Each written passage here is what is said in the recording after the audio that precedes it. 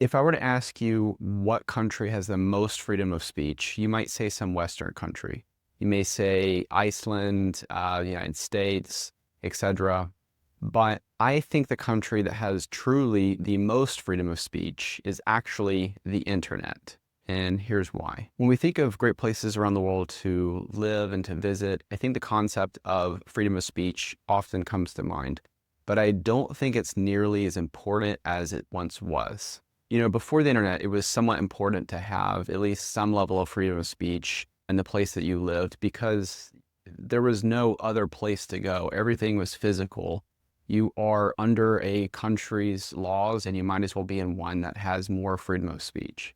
But today we have this virtual world, the internet, that sort of acts as its own thing.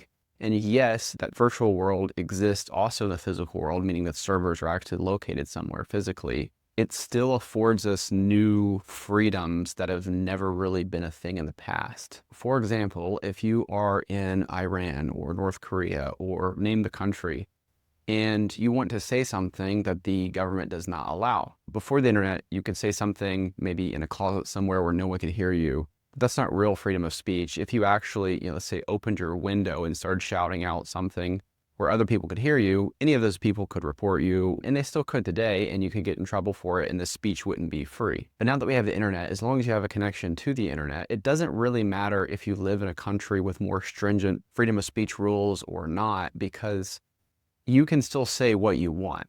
And common pushback I hear from this is people saying, oh, that's not true because Facebook is restricting freedom of speech, and same thing with YouTube and all these platforms. Those are platforms built on top of the internet. Those platforms aren't the internet. They may very well restrict speech, and they do in some ways, but that's not what I'm talking about. I'm saying if you were to go and write something somewhere, let's say you have a blog, or let's say you send an email from a platform that allows for more freedom of speech, those are the types of things that you can do. You can't guarantee that every platform is going to be free. I'm not suggesting that. I'm just suggesting that the internet in general will allow you to say things that physical locations will not. Common pushback I hear from that is people will say, oh, well, maybe no one will read your blog, and you're just shouting on the keyboard into the abyss and no one can hear you. And that may very well be the case. Maybe no one reads your blog. But the thing is, that doesn't really matter. It doesn't change anything. It doesn't mean that you don't have free speech. It just means that you don't have an audience. Freedom of speech never protected your right. You never had a right to have an audience. You had a right to speak without punitive actions against you. And today, if you wanted to say something on the internet, you could pretty much say whatever you want as long as your account is somewhat anonymous.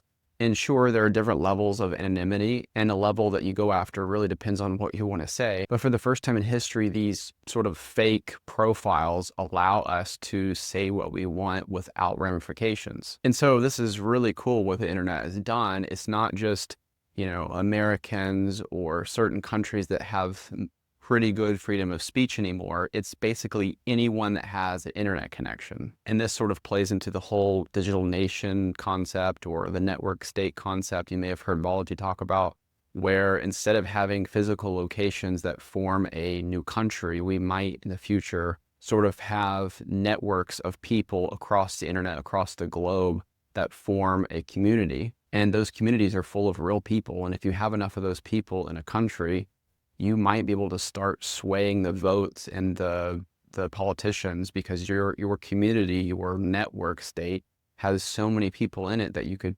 potentially move elections and change elections in that one country. But that's a whole nother topic for another day's video maybe. But I'm curious what you guys think about this idea of the internet sort of being not a country, but almost like a virtual country that allows freedom of speech. And as long as you're connected to it, you can say what you want. What do you guys think? Put it in the comments below. Give this video a thumbs up and subscribe to follow me. I'm on my 9th year of digital nomading where I buy and build businesses that fund my lifestyle.